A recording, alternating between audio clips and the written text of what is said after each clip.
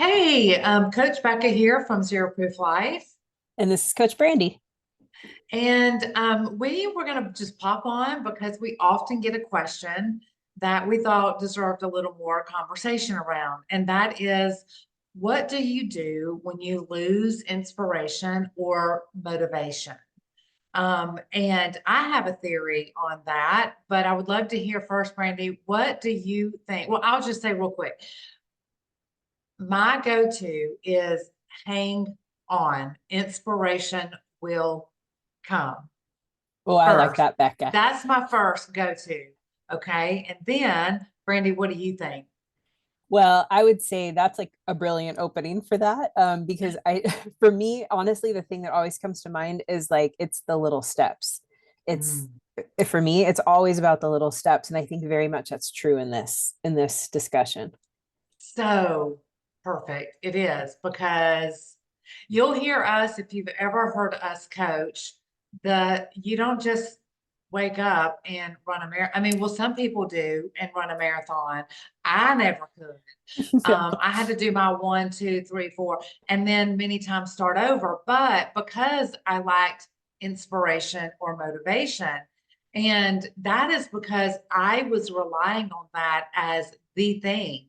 And as we have learned, um, motivation does not stay. Like we aren't meant to be at 100 all the time. And that is when we have to rely on discipline and like paying attention to why are we here in the first place. And this isn't just about your alcohol journey. This is true for many things in life. I mean, I have fallen back on this particular tool and skill set many, many, many times on lots of things.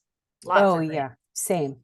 Well, Yeah. and this idea that like inspiration or motivation is just going to fall in our lap, right? Like True. like I'm going to sit here and one day I'll feel inspired or motivated to quit drinking or to start the thing or to do the thing. It's like waiting for that, like, oh, I had that moment. And in reality, we have to create that moment, is my opinion. Yes. Well, and also my mama told me that God can't drive a parked car. So Yes. so you can sit in the driver's seat and you can have your hands on the steering wheel, but if you don't turn the ignition on, you can't even coast, right? Much Yeah. less putting your foot on the gas. So you know, sometimes we just have to move in a direction, and sometimes we don't know what that's going to look like or what we want, but we learn what we don't want by actually getting in action and in motion sometimes, and honoring what that is. Because again, if we will do that, inspiration will come. It just Mhm. will. There's no way it can't if you are in moving in the direction of what it is you think you might want. Yeah, exactly. Well, and what came to mind when you were saying that too, Becca, for me is that a lot of times it's like we I think like and I definitely catch myself doing this of being like, well, if I can't see the end of it, like then or if I am locked in on this ending, like what if that ending doesn't happen? Or what if that result isn't the result that I end up having? And I think sometimes, at least for I know my own mindset, that can get in the way for me of like, okay, well, it has to turn out this way, or why do I get started in the first place? Or this is the definite end goal. And I think what I have learned in my wisdom of old age is more so that like things are going to shift and change along the way, right? Like that just getting started and just starting the thing might lead us somewhere else, allowing there to be flexibility at the end of what we're looking for, right? Like Yes. yeah, so like I remember like you use the marathon comparison, and I remember back when I used to run regularly that I started training for my like for a marathon and for a full marathon. And I remember thinking that like, okay, I'm going to train for this thing and then I'm going to be a runner and I'm going to go on and I'm going to do Ironman, like Iron Woman races and all this stuff. And I remember thinking that was kind of what my life was going to start to look like. And that like the marathon was going to be my entry point into that. And then I realized, like, as I was going through it, that like it was actually just about getting to the marathon for me. I didn't want that to be what my life was going to look like forever, but I had to do the thing, the first part of the thing, in order to realize that actually, no, I don't want the rest of this. Yeah. And so it allowed a course correction for me. Yeah. So yeah. I love that. And not to sound super cheesy, but I mean, how many times have you been riding down the road and you've had to take a detour or traffic got in the way, so you had to slow down a little bit?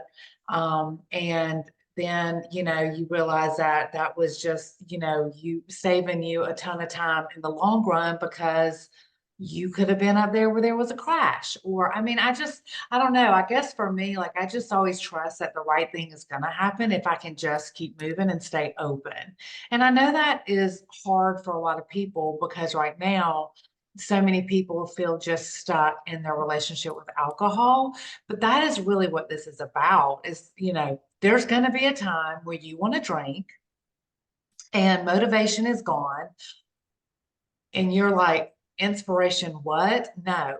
And that is where the discipline comes into play and where you tap into that willpower for a very short amount of time so that because you do, and maybe just trust me on this, that if you do this, if you don't believe it for yourself, believe that it can happen for me. And if it can happen for me, then why can't it happen for you? And so that inspiration will come at some point. And while willpower is also like motivation, it can be useful in this situation where you can tap into that discipline, which keeps you in motion and inspiration will come. Yeah, Yeah. absolutely. I'm Yeah. curious, is there anything that comes to mind for you other than like simply the discipline of staying in it, which simply, right? Yeah. But like the discipline of staying in it and making the conscious decision, like, hey, no matter what, I'm gonna say no to this craving that may show up today, or no matter what, I'm gonna continue my streak of alcohol-free days, or no matter what, like I'm making today a conscious choice to not drink. Is there anything in particular that you found either when you were in the process of quitting drinking or that you use now as to really keep like when that motivation's not there? So you've got the discipline. Is there anything you surround the discipline with to keep moving forward? Movement. Movement for you. Yeah. Yeah. Yeah. It always like a walk or just simply going outside in my hammock. Yeah. And just, looking up at the sky or throwing the ball with my dog and just being out in nature. But usually, and when I first quit drinking, I swear I walked the soles off my shoes. I walked so much. Yeah. It just was a way for me to give myself space between the craving and the lack of motivation and honestly discipline at the time, but that walking was my form of discipline Mhm. and the changing of environment was my form of discipline and inspiration always came. It Yeah. just, I mean, it really just did for me, Brandy. I don't know. What about you? Yeah, I mean, movement is definitely a big one for me too. I find it to be so important because it changes our state, right? Like it changes Yes. our state, it helps regulate us. Like there's so many benefits to it. I also find like from the kind of like I have found that from the mindset perspective, there are some really important things for me as well. So that means really getting like really coming back clearly to the whys of why I'm making this decision, like keeping those front of mind. Especially because when we're lacking motivation and inspiration, we can tend to forget those. I Yes. think I know for myself and like it's Very not easy just to. like yeah, and it's not just the whys, but like what's the root of the whys, like what am Yeah. I trying to create in my life with ultimately making this decision and holding that bigger picture for Yeah. myself is definitely a big one.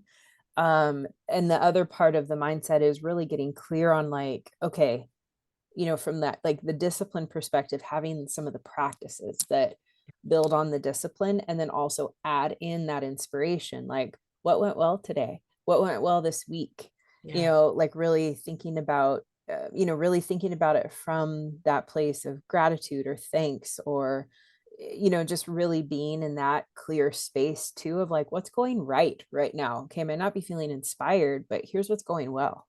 Yeah, such a good point. It's really easy to kind of get in the weeds with all the negativity in those moments, and Yeah. leaning into that is really so powerful, just so Yeah. powerful. Yeah.